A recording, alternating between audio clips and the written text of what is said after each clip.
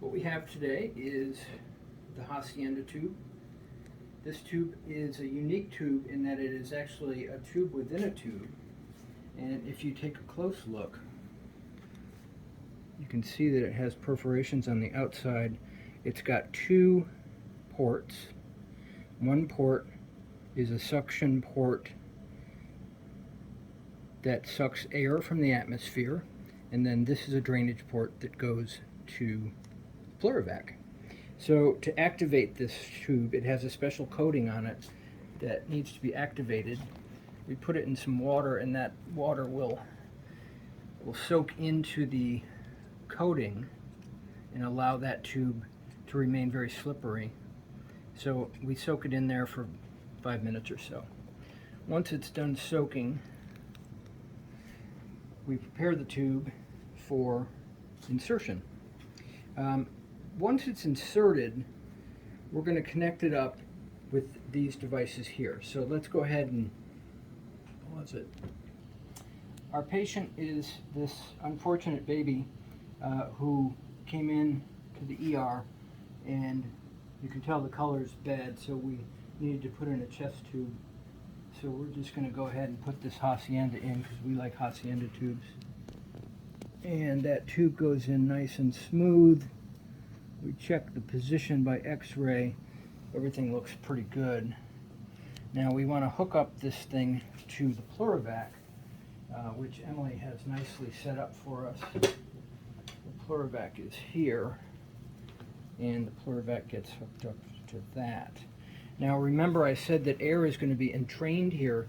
The air in the atmosphere is not sterile, so the hacienda tube comes with this air sterilizing filter, and on this side it says remove lure cap to activate sump, which means by taking that cap off, air is allowed to enter there, go through this big white filter, and come back out here.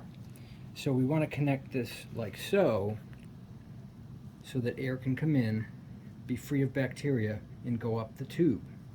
It will then come back down via here. But this connection is not my favorite, so we have a few things we can do to make this work better.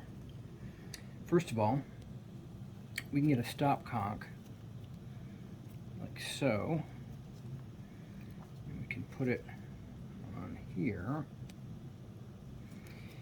Now we have a stopcock which allows us access to this port. We want to connect that to this, and it's actually pretty easy just to cram it on there, put a gun tie on it, and now you have air going in here. Never in the hospital will you see an open port sitting in the bed uncapped, and you shouldn't here either because it looks like it's not going to be sterile. So, but we still need that to be able to suck air. So what we do is we take one of these caps that is not solid.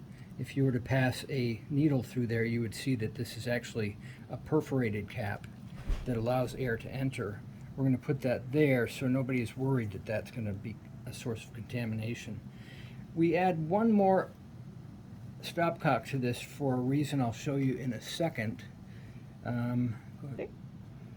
So if we add yet another stopcock, it starts looking complicated, but it actually is a nice addition Jennifer added to our system, which allows us to flush this.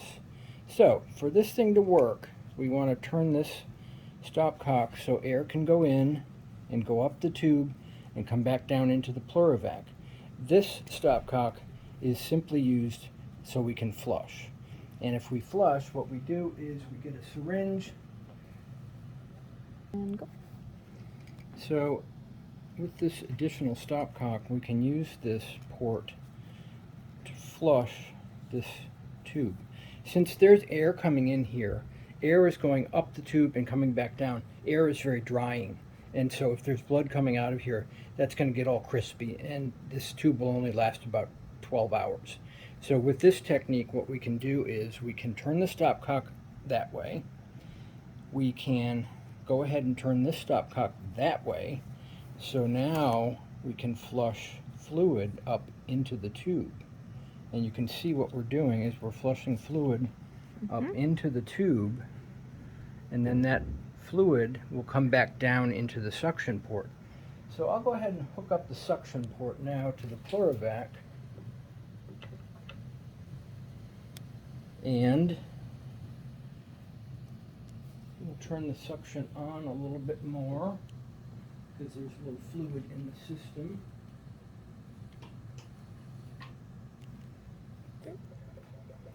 So now we have suction applied, and you can see that air is coming in here, going up the tube, coming back down and going into the Plurivac. If I want to flush it, turn that, give it a flush, and all that fluid I flushed comes right back down.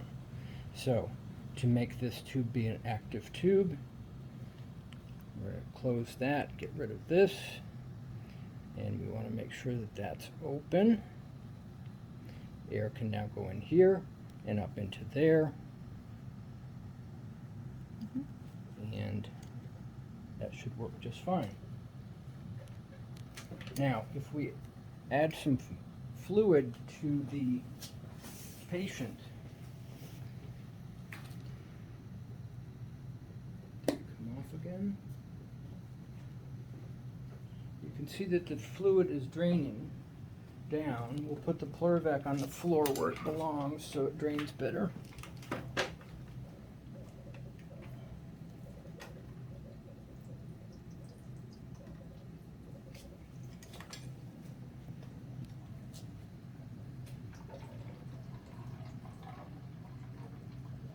There we go. Now it's draining nicely.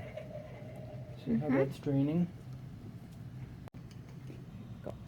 And before you leave the bedside, we're going to cap off the ports that we're not using.